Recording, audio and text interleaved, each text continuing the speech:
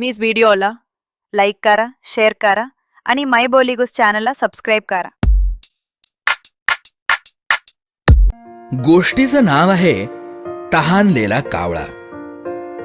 कोणी एकेकाळी जंगलात एक कावळा राहत होता. त्याला एकदा खूप तहान लागली. तो पिण्यासाठी म्हणून पाणी इकडे तिकडे शोधू लागला, पण त्याला कुठेच पिण्यासाठी पाणी मिळालं नाही. तो खूप दुःखी झाला आणि एका मोठ्या झाडाच्या शेंड्यावर जाऊन बसला. अचानक त्या कावळ्याने काही अंतरावर बागेत एक माठ पाहिला. अरे वा, तिथे पाण्याचं भांड दिसतंय, त्यामुळे त्यातलं पाणी मला मिळू शकेल असं म्हणून तो उडाला आणि त्या पाण्याच्या माठाच्या काठावर येऊन बसला. त्याने तिथे पाहिलं की त्या भांड्याच्या तळात थोडंसं पाणी आहे. तो विचार करू लागला, हे पाणी मला कसं पिता येईल? माझी चोच तिथपर्यंत पोहोचूच शकणार नाही. मग त्याला लक्षात आलं की पाण्याची पातळी वर येण्यासाठी त्याला काहीतरी प्रयत्न केला पाहिजे.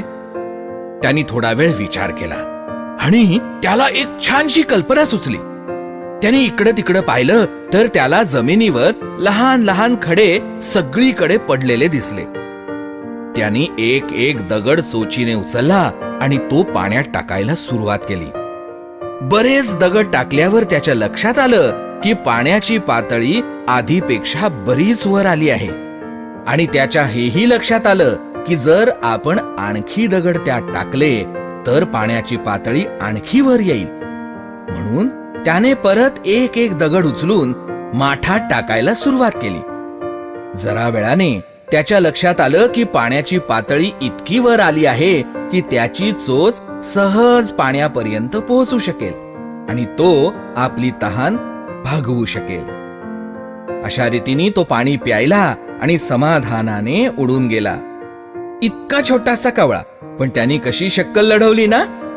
तर मुलांनो, गोष्टीचं तात्पर्य काय की गरज ही शोधाची जननी असते.